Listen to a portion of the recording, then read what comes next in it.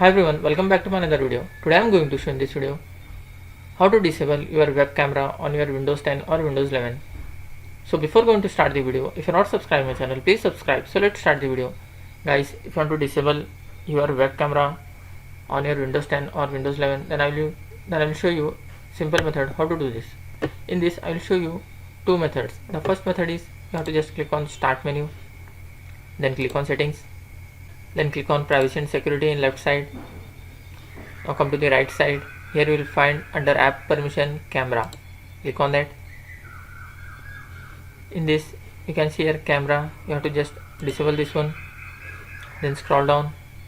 Here you will find camera device settings. Click on that.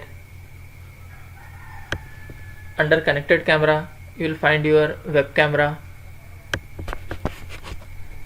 You have to just click on this. Here you will find your web camera. You have to just click on disable. Click on yes, and now you can see my camera has been disabled. So this was the method 1, and the another method is you have to just click on search menu, then type here device manager. Click on device manager. In this you can see here camera, double click and expand it.